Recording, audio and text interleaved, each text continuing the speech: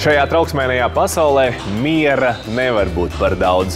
Un es ticu, ka arī tu labprāt pavadītu vakarus, lūkojoties akvārijā un skatoties, kā zivis peld. Bet kas ir jāņem vērā, pirms tu savā mājā ienes akvāriju ar zivīm?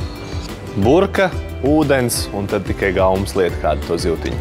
Jā, tas tiešām ir vislielākais un zivī visbīstamākais mīts. Jo nekur dabā zivis nedzīvos mazās peļķītēs. Pat tas mīts, kas nāk par gailīšiem, ka viņas austrum zemēs rīsu peļķītēs dzīvo, tā nav patiesība. Patiesībā tās rīsu peļķis ir metriem garas, un viņiem iespēja izpeldēties ir ļoti daudz. Kas būtu jāņem vērā, ja es esmu nolēmis mājās, ka man vajag to akvāriju? Tad, kad ir izvēlēta aptuveni tā sapratne par to, kā dzīvtiņu gribam, jāsāk domāt par to, kāda viņa izaugs un cik liela vajadzēs vietiņas. Vidusmērā var sākt ar 50 litriem, bet akvārijai obligāti jābūt gan filtram, gan sildītājiem, gan skābekļa padevēji, jo neviena zivtiņa ilgstoši nevar izturēt netīrā bezgaisa ūdenī. Bet zivis taču ilgi nedzīvo.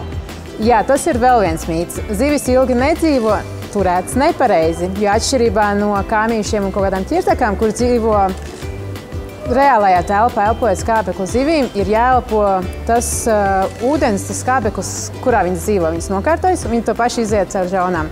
Tāpēc ir nepieciešams lielāks akvārijs, ir nepieciešams filtrācijas, jo, man liekas, neviens no mums negribētu dzīvot savas ietolpē, un arī zivtiņas to nevēlas. Un tad, kad es gribu ievietot kaut kādus augus savā akvārijā vai tās dārgumlādes, tā ir skaistumlieta vai kaut kas tāds, kas tiešām ir nepieciešams? Tāda lieta kā dārgumlādes un visādas figūriņas un pils, tas ir gan kā skaistumlieta, gan kā slēptuvīte. Augi vienmēr palīdzēs. Tāpat tās arī dabiskās koku saknītes. Tās palīdz attīrīt ūdeni, filtrēt un radīt to vajadzīgo bioloģisko balansu, lai viņš būtu dabiskāks. Kā dabā notiek?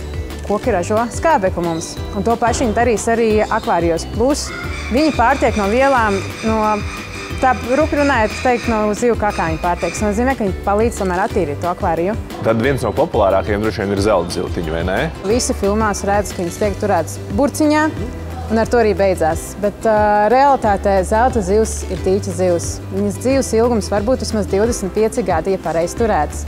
Viņam ir nepieciešams ļoti vēss ūdens un ļoti liela platība ar spēcīgu filtrāciju, jo atšķirībā no citām zivīm viņas ne tikai nokārtojas un tādā veidā bojā ūdeni, bet arī izelpo toksīnus, kas neļauj sašķelt barības vielas sev un citām zivīm. Attiecīgi, viņas saindē lēnām paši sev, ja viņas tiek turētas pārāk mazā un nefiltrētā tilpāžā. Tad patiesībā par lielu akvārijas nevar būt. Nē, par lielu var būt priekš cilvēka, bet priekš zivtiņas nekad. Un ir ļoti regulāri jātīra? Jā, tāpat kā visur dabā ir kaut kāds, jebkurā ūdens tilpnē, ūdens ienāk, ūdens iziet. Arī mājās akvārijas jādara. Ieteicams vismaz reizi nedēļā ar speciālu tīrīšanas aprīkojumu iztīrīt grunti, iztīrīt visas kakas, barības, viss, kas ir apakšā, ieliet svaigu ūdeni, lai visu laiku būtu tā svaigā ūdens caurtece. Vai dažādām zivīm ir arī dažādi ēdieni, kas man ir jāpērk klāt? Tad, kad mēs ņemam zivtiņu, mēs attiecīgi piemeklējam individuālai zivtiņai barību.